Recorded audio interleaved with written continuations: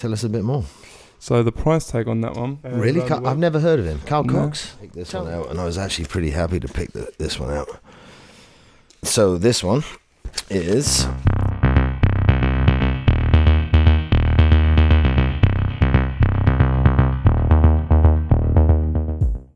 So here we go again, Brad.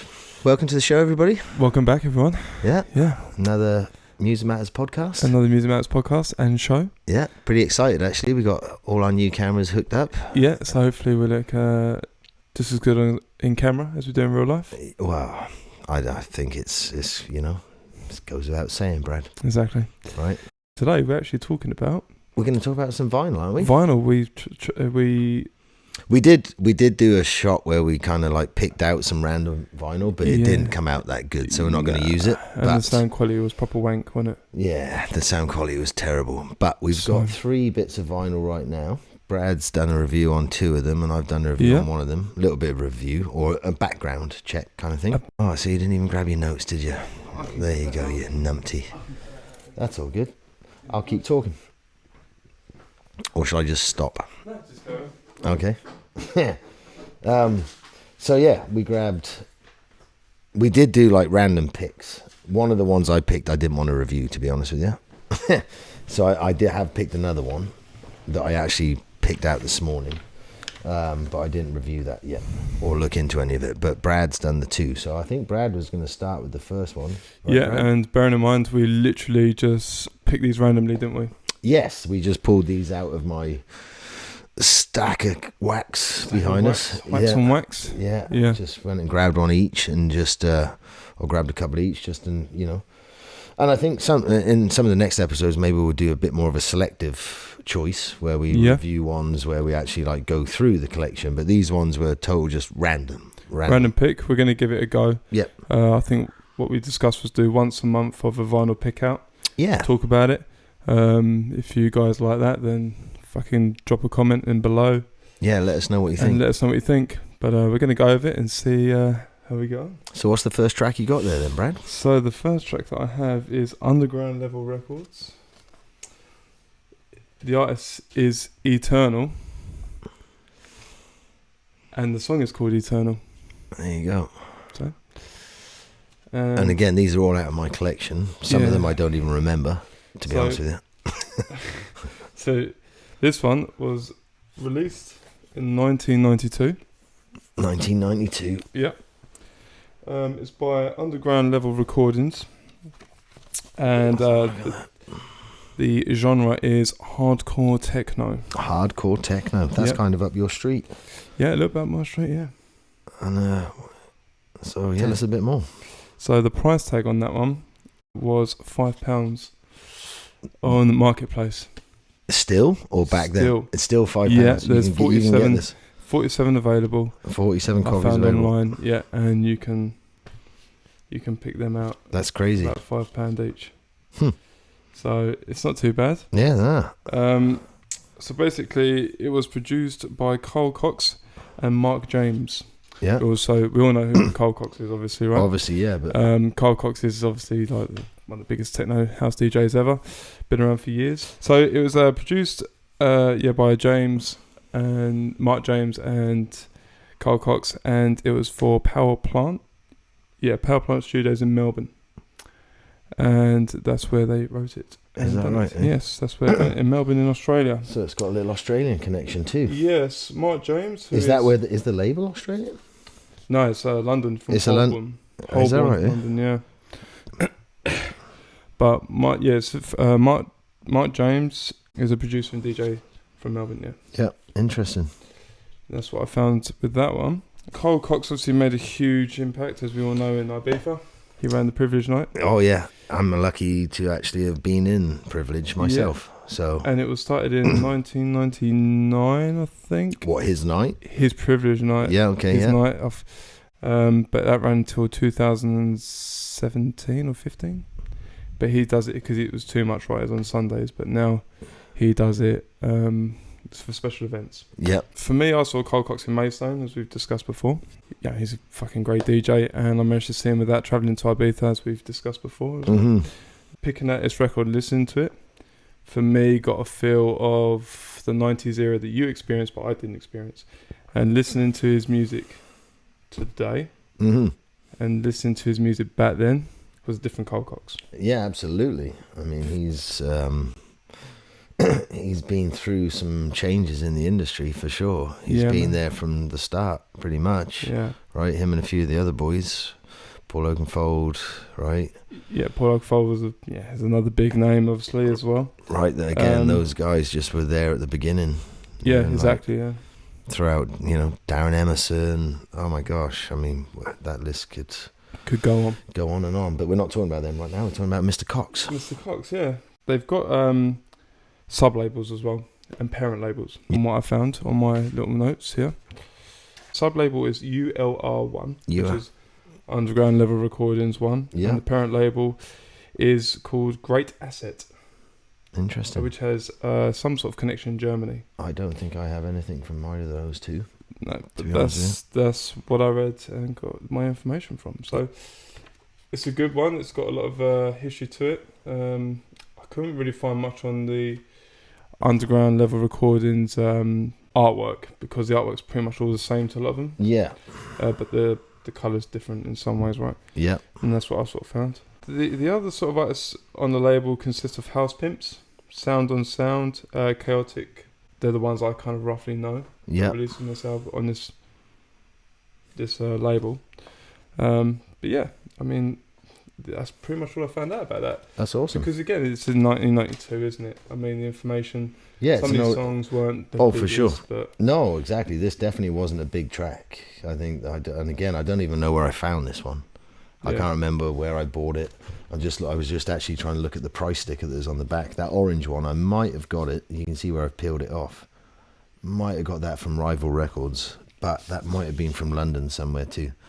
Not sure. Nah. But again, for 1992, it's a fucking good track. I like it. Yeah, still sound good. Still sounds good. Yeah. Excellent for sure. And again, anyone that wants to listen to that sort of sound. Yeah, we should almost put some links in so they can go to... Yeah, because again, people that didn't know the Carl Cox back then, there's some evidence right there. Yeah, like I say, maybe we should even try and put some links so that people after the show can click onto YouTube. We can do it. Right? Yeah. So I guess, is it me going to review the next one? You got then, yeah. Okay, so next one I picked this one out, and I was actually pretty happy to pick this one out. And... So this one is the Stone Roses. There we go, let's get it up there. On the Silvertone label. And this track is Fool's Gold, and it's the Tool Paul remix. It also has another remix or two on the back. The Cricklewood Ballroom mix and the Fool's Gold mix, which I'll fill you in on some of that. But anyway, so I guess, starting off before we even get onto Tool Paul, like, you obviously know who Stone Roses are. Obviously, yeah. Right? I'm sure pretty much everyone else knows that. Everyone who's listening to the show knows who they are. But so, yeah, Silvertone Records. And this is a promo, actually. I'm pretty stoked. I'm not sure. I didn't even look up to see if it's worth any money. I'm sure it's not worth anything. But it's a promo copy. And so when was this? They've got on there 89 to 95. But I believe this was released around I'm going to say 1990-ish. 93-ish, maybe. That's the label they had the big argument with. Right, what's the big argument? So the Stone Roses, they'd signed on with Silvertone and it was all good, but then they got pretty disgruntled and it turned into a big fucking shit show. The artwork, we talk about artwork from the cover. So this actually, I don't actually have the artwork from this one, but I believe it was just a white cover for this one. Yeah. But their original album, which was just called The Stone Roses, which was their debut album, they only did two. It was that, and then The Second Coming was their second album, which came out in years later after they'd moved label. And I'm just trying to think what was the name of the label they went to afterwards. Don't know. Anyway, so their debut album, critically acclaimed. The cover of that was like splash paint. Okay. Yeah. With like a lemon or something, a slice of lemon, I think. But But when they fell out with Silvertone, there's a story apparently that they went in there. So it was Ian Brown, John Squire, Manny, and Rennie, I think was the 4 members. Yeah. And I think they splashed paint all over the manager's office. Just went in there and fucked up his office before they said fuck you and bounced. Right, okay. Yeah, so, and it kind of ties into the artwork that was in there. But anyway, so this is just like one of the tracks off that album, Fool's Gold. Amazing track, like just iconic. Like I can't even start to even tell you guys what it means to me in my life, because of, like, again, I found them way before this mix. Yeah. Right. Yeah. But then, yeah, so like I say, I kind of just randomly picked this one out, but I was pretty happy I did. So the Tool Paul, I believe he did the mix in, I think it was like, again, 90-ish. I think. But anyway, his name is Paul Newman. Okay. His dad actually used to own and run Turnmills nightclub. Where's Turnmills nightclub? I think it was a London club. London club, yeah? Yep. I believe, I'm not sure which exact county. Yeah. But yeah, it was a pretty well-known club for sure. Yeah. And so yeah, his dad had bought that in 1985. I think his dad bought that club, and it kind of became one of the clubs back in the day. Yeah.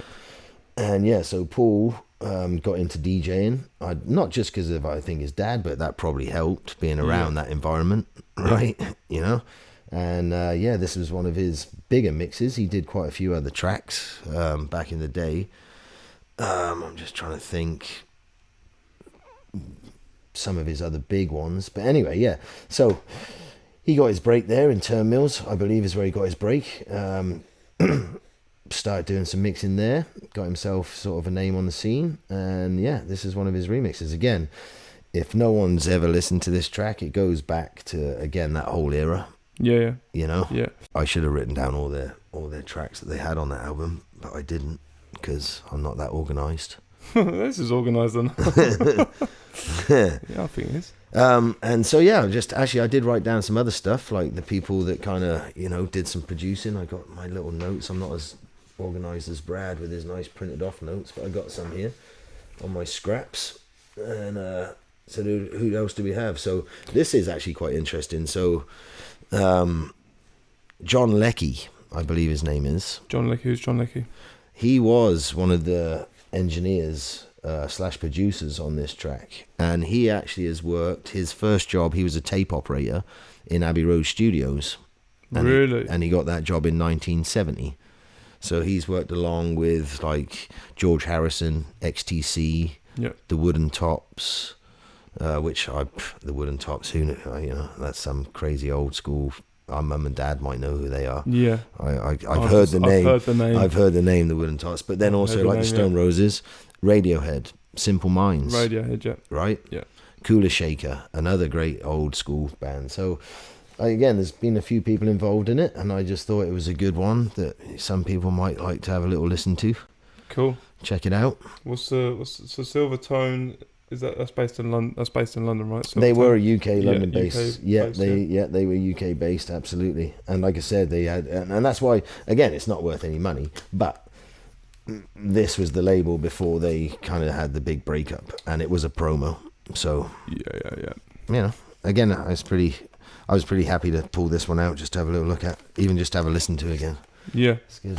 It's funny, isn't it? Because a lot of these albums, tracks, releases, a lot of them are London-based labels, right? Oh yeah. Like when I read up about this one, and when I got into the information about it, it was telling me about the Velvet Club, where Carl Cox was first hosted, right? 'Cause he was a mobile DJ at the age of 15, and then he went on to do radio, and he got into the Velvet Club, and then he was doing essential mixes for Radio 1, and then got into Ibiza, and that's crazy. But I mean, I picked up one with Carl Cox, and there's not really a lot of people don't know about Carl Cox. Right? No. So, I mean, I could go well deep into that, but I mean, we're just talking about this track. Right? Yeah, exactly. We could do one episode of Carl Cox. We could do like half a dozen episodes on Carl Cox and still not be finished. Yeah. Right. Yeah. So it was a good finding out information, especially for this, like I say, silver tone one. Yep. As well, and the tall Paul one. Yep. Yeah, it's pretty cool. I like that. Yep. Awesome. So the next one I found was this is our third track. the New York Minutemen. Okay, and Transworld is the label. Transworld is the label. I gotta admit, they did do some good tracks on this label. Yeah, I found out quite a bit. So their artwork is always this. Yep.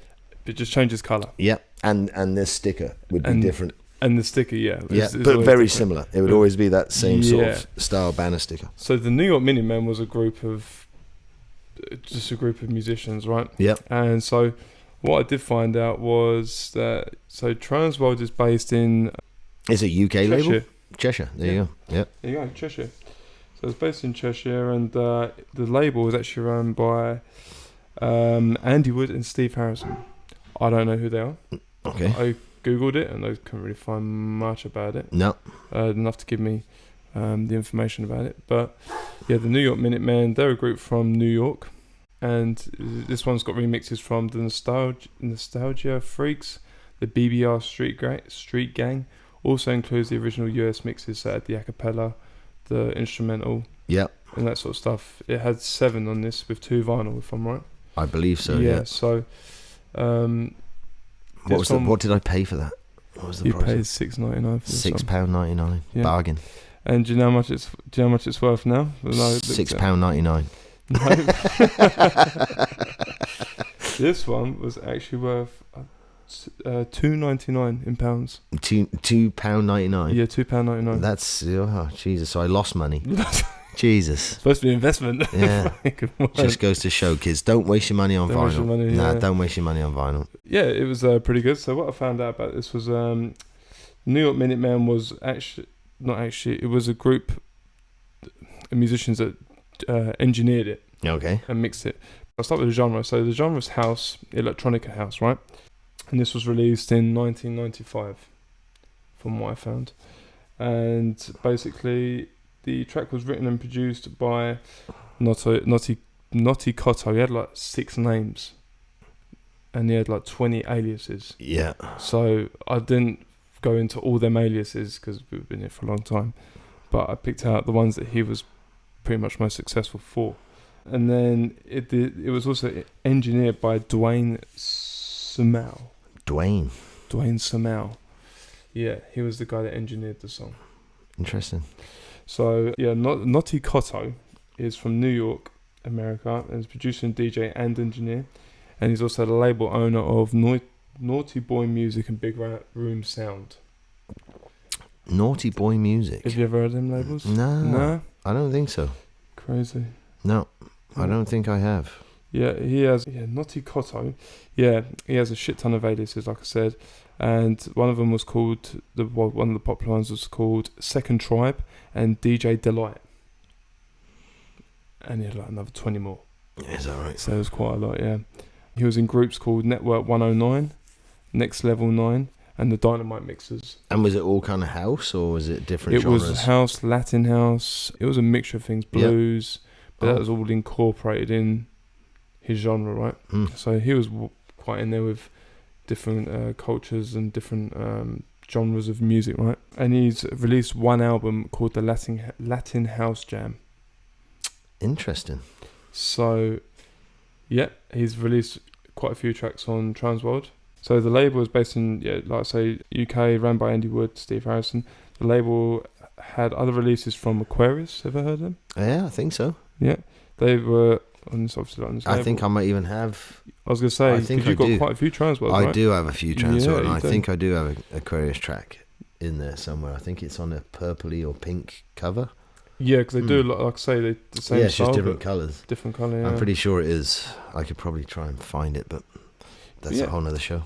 LWS, Kama Sutra, Mike Woods.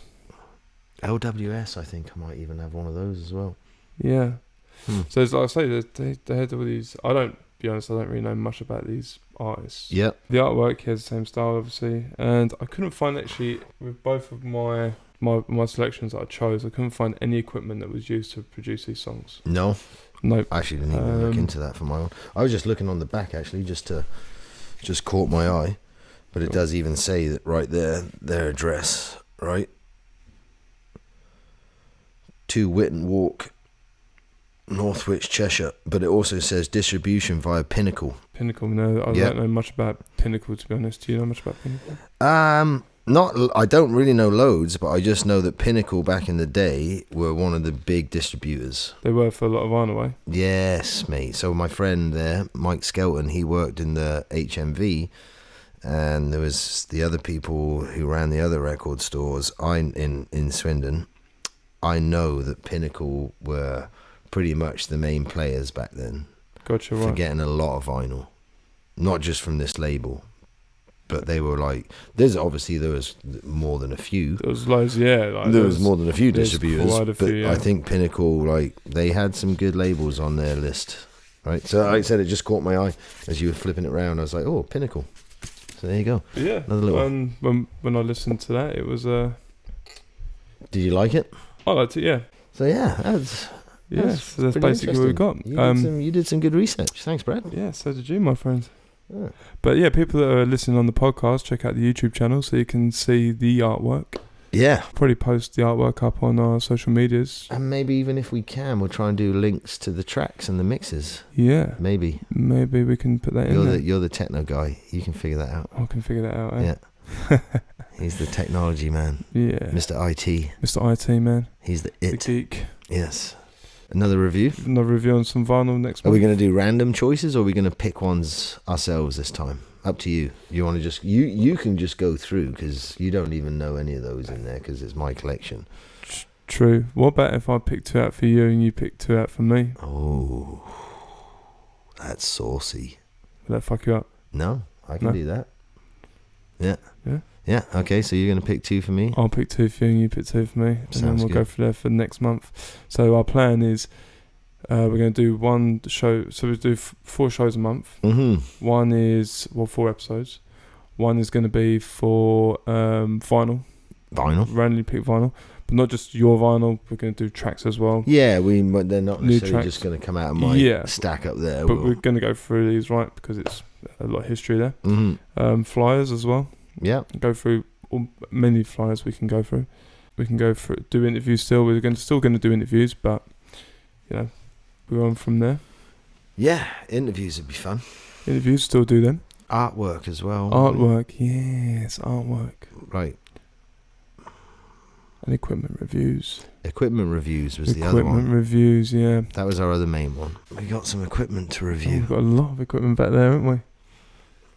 That's Yeah, even we without. used to do reviews and that. And I've got a load of equipment I was as well. going to say that's without even yours, right? Exactly. So yeah. So, yeah. Thanks very much for everyone for listening in. Yeah, thanks for tuning in. I hope you enjoyed it. That's our vinyl review episode. Yeah, So, again, like Brad said, hit like and share and all that. And we'll see you on the next episode. yeah, man. Nice one. Thanks guys.